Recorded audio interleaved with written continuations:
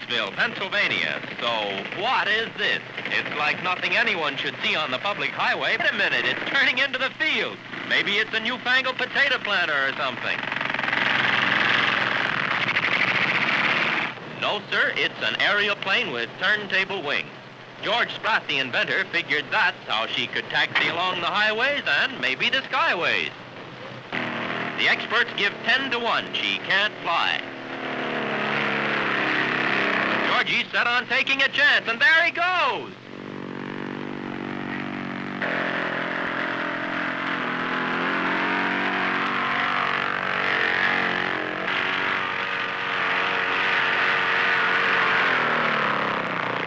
And that's the time the experts got fooled. Good boy, George.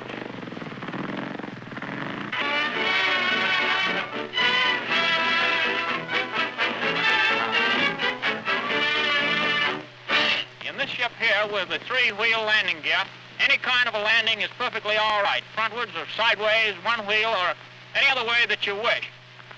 The GPS sender steers with a wheel instead of the conventional rudder bar, both in the air and on the ground. Similar to this. The flippers are handled by the fore and aft motion of the stick and the ailerons by the side. All right, Andy, let's go.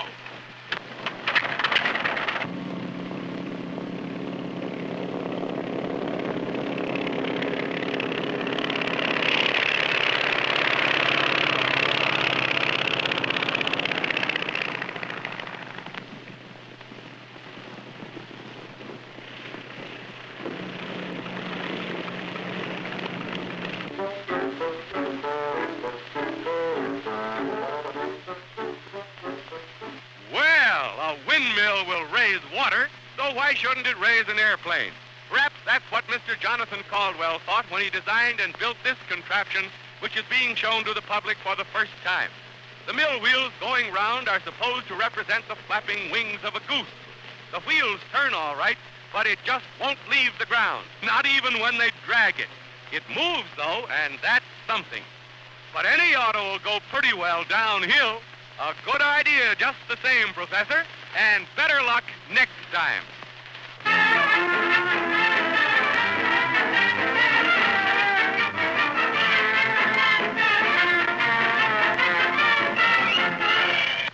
Don't laugh. This thing that looks as if half of it was missing really works. It's a new tubular plane invented by an Italian engineer who believes this design will someday break all records for speed and stability. You've often seen a barrel rolled, but here's one that flies.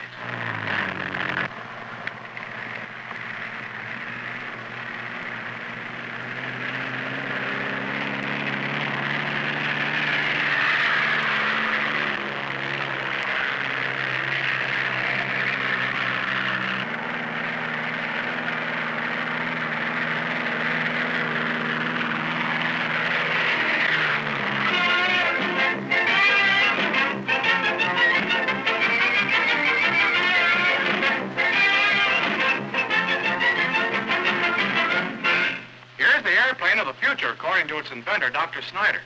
He calls it the flying wing, and experts think it's going to revolutionize aviation. It's supposed to be foolproof and has lots of speed and pep, as the doc's going to show you right now. Here she goes. Looks as if the inventor copied his idea from a butterfly.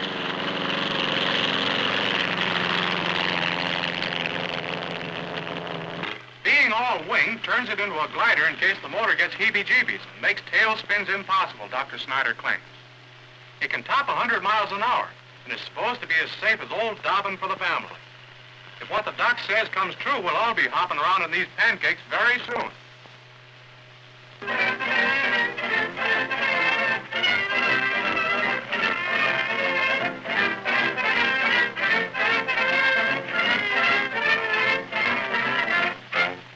No, it's not an airplane, and it isn't a balloon. It's a spindle airship. The new invention that has excited aeronautical engineers. Perhaps Mr. Popper, the inventor, will explain the idea for us. In place of wings, we use spindles on this ship. The large ones are the main lifters, and the small ones act as stabilizers. This is done by spiraling, so that the landing with speed would be about 5 to 10 miles per hour. Now, as they revolve, the spindles, with their little indentations, are creating a lifting vacuum above. Engineers predict the spindles will be more efficient than the wings of an airplane. There's only this about the spindle airship. She hasn't flown yet, but who can say she won't?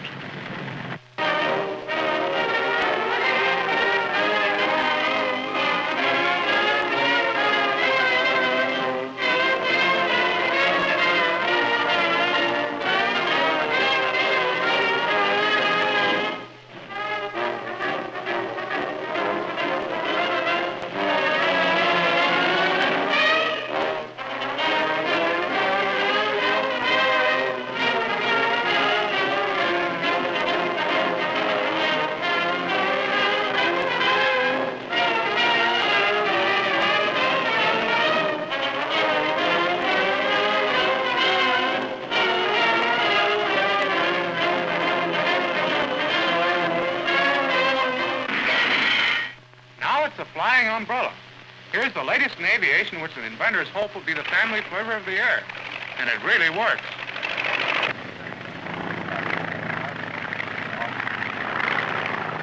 The single circular wing allows a quick takeoff, and it can go 135 miles an hour.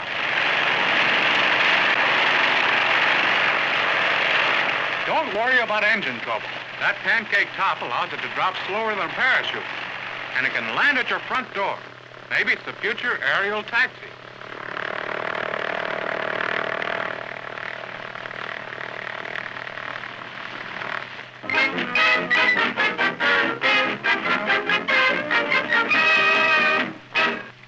A tailless answer to the call issued by the Aeronautics Director of the Department of Commerce for a flivver of the air. It is my hope that someday that this little ship will become the great-great-granddaddy of America's air flivver.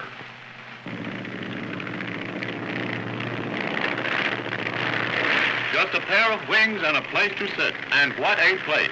The tiny craft weighs 1,100 pounds and has a wing spread of only 30 feet. A device on the wing tips controls direction.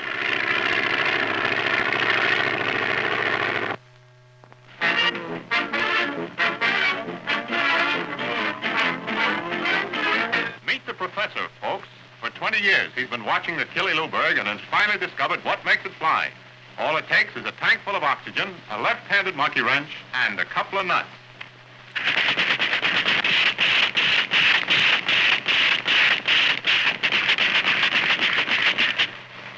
Here we go. History in the making. It's the happiest day of the professor's life. Let's hope he's put salt on its tail. Going, that's all. Something new to make flying safer. Stabilizers like these keep the plane level while in flight. The pilot's taking up the ship to show you how the device works. There he is getting out of the cabin, leaving the plane completely under automatic control. See how smoothly it flies without a human hand to guide it. Now the pilot's on the fuselage, and no one is in the cockpit. The test is a success and should encourage one-armed drivers who want to hug their girls.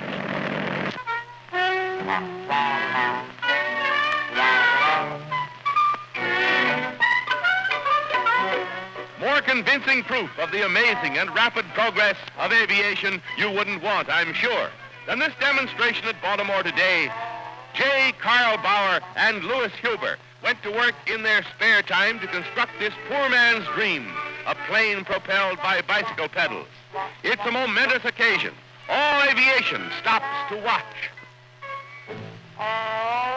Did someone say they laughed at the Wright brothers? Well, this pair will try again, too. Maybe make a bicycle out of airplane parts.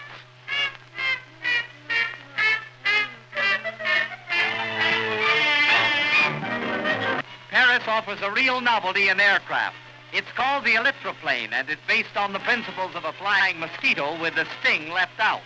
Its tail sticks up in the middle and is supposed to prevent slips and nosedives. Now we'll see what we will see.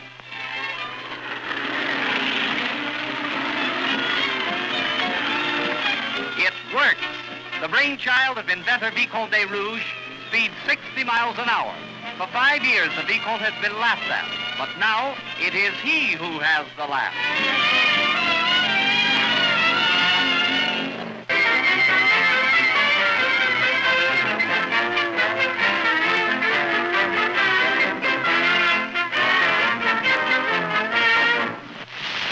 Folks, here I am with a new device called the ornithopter. This device, I expect to attain flight in the air. Through a system of leverage advantage, plus a man's physical power, I believe it's possible to fly as a bird. And here I am. You can look this device over. It appears heavy. It's light. Well, that sounds okay if it works. But if Birdie doesn't fly, when he makes that jump, he's going to get a real cold bath. Here he goes. Splasho. Well, he got the bath all right. But is little Willard discouraged? Not a bit. Just wait a moment and you'll see. Now his feathers are all dry again. He's had a good dinner of canary seed, so maybe this time he'll really do it. He's going to soar gracefully off the rock, so he says. Keep your eye on the birdie. Cuckoo, cuckoo.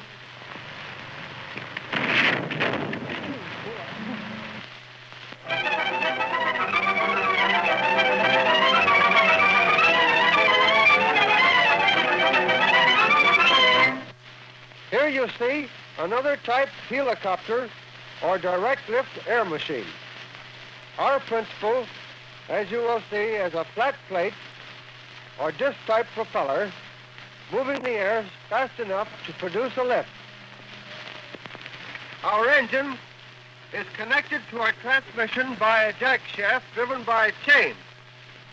Our transmission rotates and reciprocates our propeller. As the propeller goes up, we get our lifting power on the down reciprocation. All right, ladies and gentlemen, we'll show you how this works.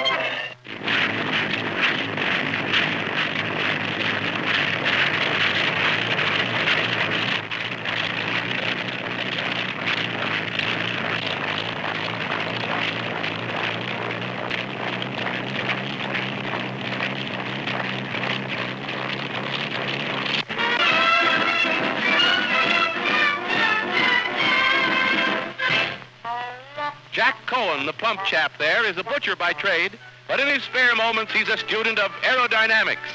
And right now he's demonstrating in a small way the principle of a new rocket device he's working on.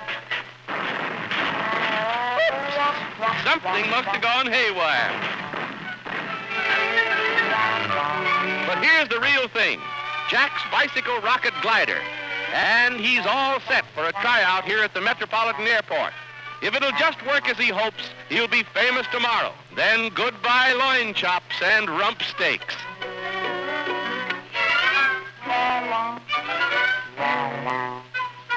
The dog collar he's putting on is an ingenious arrangement which will enable him to aid the flight of his craft by a gentle flapping of the wings.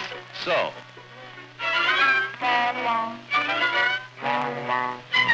With a little help from everything but gravity, Cohen gets his remarkable flying machine underway at terrific speed. That is, it'll get up speed if the assistant rocket engineer will only hurry up and put a match to the power plant.